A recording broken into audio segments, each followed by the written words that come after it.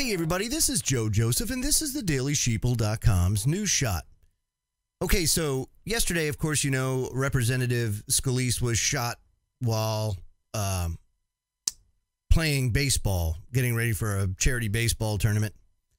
And now they've got the killer as a left-wing nut job, yada, yada, yada, you know. So here we go again with some more divide and conquer and the whole... they have divided this country 15 different ways. Very, very bad environment. And very fitting that Pat Buchanan the other day wrote a piece, Are We Nearing Civil War? It's a very interesting question because at the very least, I think what we're witnessing is a soft coup in this country as they're just pulling out all the stops to try and neuter Donald Trump and his ability to execute the office of the president the way he wants to. But Pat Buchanan writes, President Trump may be chief of state, head of government, and commander-in-chief, but his administration is shot through with disloyalists plotting to bring him down. You got to wonder if a lot of this stuff that we're seeing is actually coming from within. And I don't mean within the establishment, but within his inner circle. This is we're approaching something of a civil war where the capital city seeks the overthrow of the sovereign and its own restoration. Thus far, it's a nonviolent struggle, well, until yesterday. Though street clashes between pro- and anti-Trump forces are increasingly marked by fistfights and brawls. Police are having difficulty keeping people apart.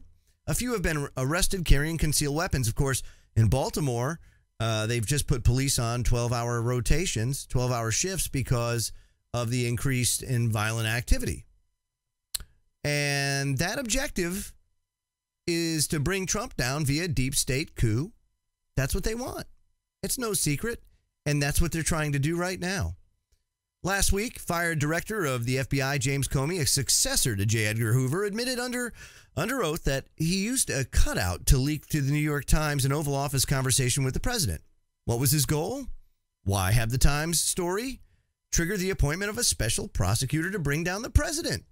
And Comey wanted a special prosecutor to target Trump, despite his knowledge from his own FBI investigation that Trump was innocent of the pervasive charge that he colluded with the Kremlin in hacking of the DNC.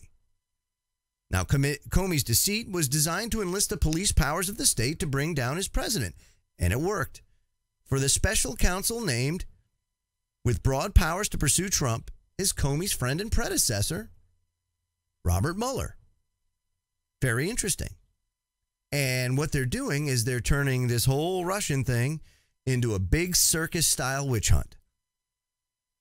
Now, another example, according to the Daily KOs, Trump planned a swift lifting of sanctions on Russia after the inauguration and a summit meeting with Vladimir Putin to prevent a second Cold War. Sounds kind of productive. The State Department was even tasked with working out the details. But instead, you know what happened? Daniel Fried, the coordinator of sanctions policy, received panicky calls asking, please, my God, can you stop this? Operatives at state, disloyal to the president and hostile to Russia, collaborated with elements in Congress to sabotage any detent. And guess what? They succeeded. Think about that. Everything that is trying to be put through right now is being totally shanghaied and scuttled by these outside activities and also just absolute disloyalty from within.